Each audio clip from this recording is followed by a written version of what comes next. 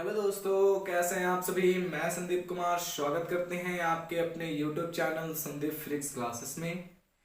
तो चलिए, आज की क्लास में हम लोग पढ़ेंगे एक समान विद्युतीय क्षेत्र के कारण उत्पन्न बलाघूर्ण का व्यंजक।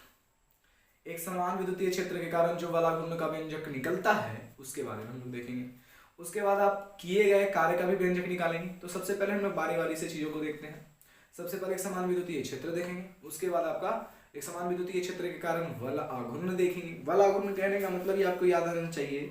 याद आना चाहिए क्या? टाउ। टाउ से बल आघूर्ण को सूचित करते हैं, ठीक है। इसके पहले आपको हम बता देना चाहेंगे कि इसका जो पहला वीडियो था, इससे पहले जो अच्छी स्थिति, निरक्षीय स्थिति और किसी भी बिंदु पर विद्युतीय क्षेत्र का जो मान निकाला गया था उसका वीडियो हमने अपलोड कर दिया है। तो प्लीज हमारे चैनल पर जाकर उसे देख ले, या हमारे वीडियो के प्लेलिस्ट में जाकर उसे देख ले। आपके लिए वह वीडियो भी बहुत हेल्पफुल साबित होने वाला है। तो चलिए, आज का वीडियो हम स्टार्ट करते हैं। तो देखिए, क्वेश्चन कैसे पूछ सकता है उस पर ध्यान दीजिएगा। क्वेश्चन आपको ये पूछ सकता है कि एक समान विद्युतीय क्षेत्र में विद्युतीय द्विध्रुव के कारण बल आघूर्ण का व्यंजक निकालें, ठीक है। अगला क्वेश्चन ऐसे पूछ सकता है आपका, एक समान विद्युतीय क्षेत्र में विद्युतीय द्विध्रुव से किए गए कार्य का व्यंजक प्राप्त करें। ये दो क्वेश्चन तो हम लोग अलग अलग जो क्वेश्चन है उसके वीडियो अलग अलग डालेंगे। तो इस वीडियो में हम लोग पढ़ेंगे क्या, एक समान विद्युतीय क्षेत्र में विद्युतीय द्विध्रुव के कारण बल आघूर्ण का व्यंजक निकालना है, ठीक है ना। जब तक आप बल आघूर्ण का व्यंजक नहीं निकालिएगा तब तक आपको आगे वाला जो है किए गए कार्य का व्यंजक नहीं निकलेगा। तो आगे किए गए कार्य का व्यंजक निकालने को आसान बनाने के लिए हमको बल आघूर्ण का व्यंजक चाहिए, ठीक है।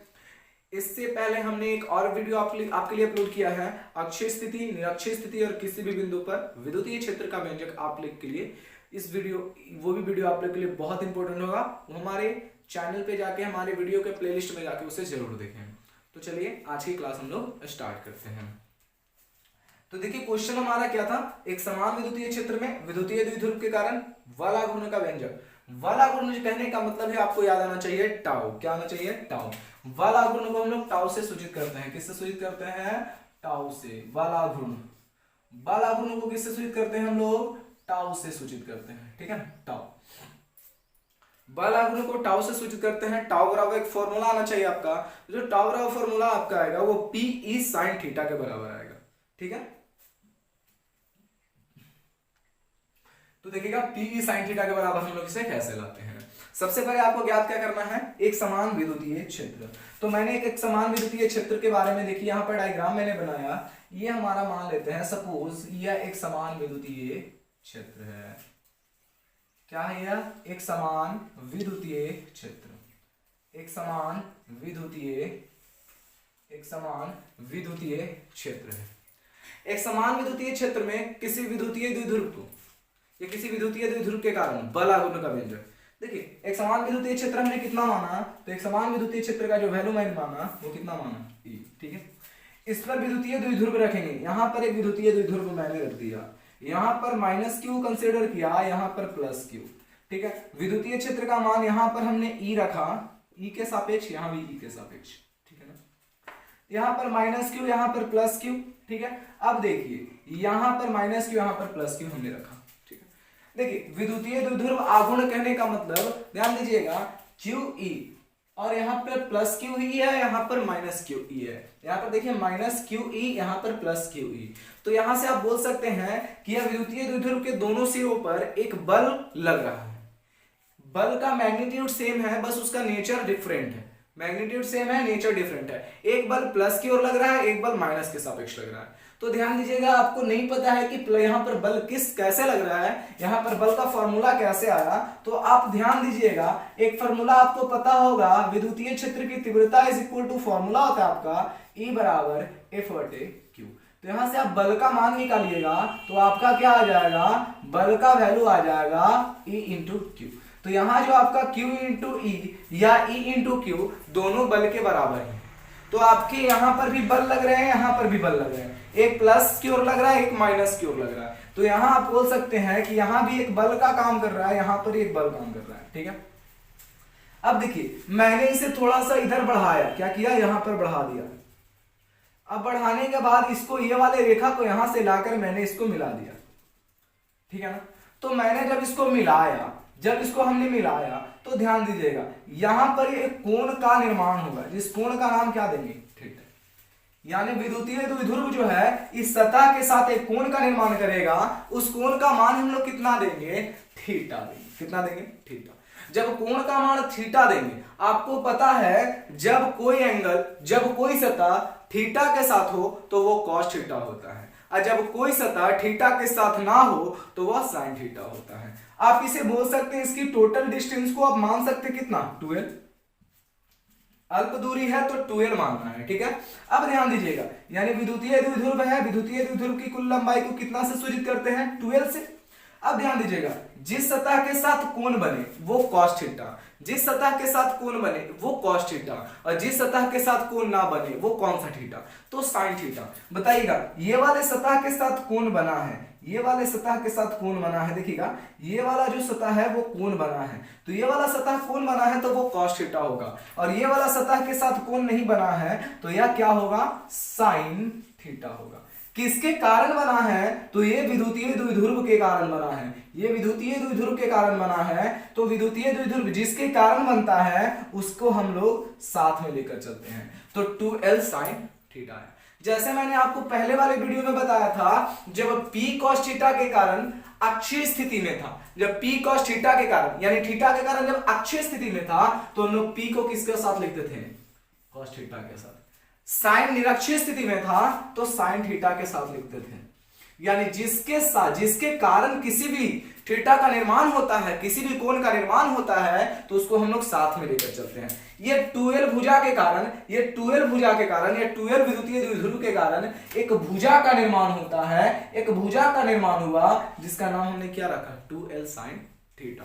कहने का मतलब है कि जब बल लगा तो यह घूर्णन का काम किया, और घूर्णन के काम के बाद जो आपका दूरी या डिस्टेंस आया, मिनिमम डिस्टेंस, वो आपका यहां से यहां तक, और इस भुजा को हमने कितना मान लिया, 2l साइन थीटा। और यही भुजा हमारा बल बाहु कहलाएगा। क्या कहलाएगा यह भुजा, यह भुजा क्या कहलाएगा, बल बाहु कहलाएगा। तो आपको ज्ञात होना चाहिए, एक फॉर्मूला आपको पता है, बल आघूर्ण बराबर फॉर्मूला होता है बल और गुना क्या होता है, बल बाहु। क्या होता है, बल गुना बल बाहु। तो देखिए बल को, बल आघूर्ण को टाउ से और बल को हम लोग एफ से, अब बल बाहु यहां पर आपका आ गया 2l साइन थीटा, ठीक है। तो टाउ बराबर एक फॉर्मूला आपका आ गया, सॉरी यहां ध्यान दीजिएगा अभी, एफ इज इक्वल टू एक फॉर्मूला आपको पता है EQ होता है, अभी ना बताया आपको, F इज इक्वल टू क्या होता है, EQ। तो यहां से आप F को हटा करके EQ डाल सकते हैं, तो tau is equal to formula आपका आ गया EQ into 2l sine theta, ठीक है ना। उसके बाद जब इसे सॉल्व करिएगा तो टाउ बराबर 2 को हम आगे कर देते हैं, उसके बाद Q को कर देते हैं, उसके बाद L को कर देते हैं, और E को हम यहां पर मल्टीप्लाई में रख देते हैं, और फिर लिख देते हैं साइन थीटा। चूंकि 2QL is equal to P विद्युतीय द्विध्रुव आघूर्ण बराबर सूत्र होता है, तो टाउ बराबर जो आपका फॉर्मूला आएगा वो आएगा P E और क्या आ जाएगा, साइन थीटा। तो इस तरह से हमने क्या ज्ञात किया, बल आघूर्ण का व्यंजक ज्ञात किया। स्ट्रक्चर बोलेगा तो आप स्ट्रक्चर इस प्रकार से कह सकते हैं, माना कि एक समान विद्युतीय क्षेत्र का मान E है, उसके एक ध्रुव पर -q आवेश तथा दूसरे ध्रुव पर +q आवेश रखा जाता है, उसकी कुल लंबाई को हमको 12 माना गया है, और 12 माना गया है, और विद्युतीय द्विध्रुव को जब हम लोग थीटा कोण पर रखते हैं तो बल आघूर्ण का मान 12 साइन थीटा प्राप्त होता है। क्या लिखना है, माना कि एक समान विद्युत क्षेत्र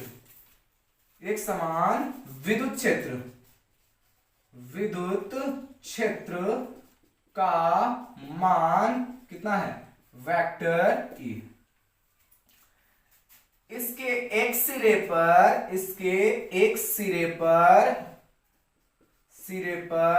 -q तथा दूसरे सिरे पर +q आवेश रखने से आवेश रखा जाता है।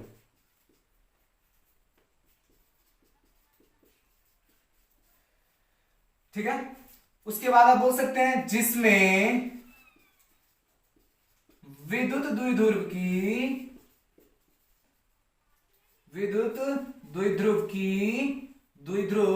की कुल लंबाई कितना है? 12 है। जब इसे कितना कोण पे? थीटा कोण पर रखते हैं, थीटा कोण पर रखते हैं तो बलबाहु का मान 2L sin थीटा प्राप्त होता है।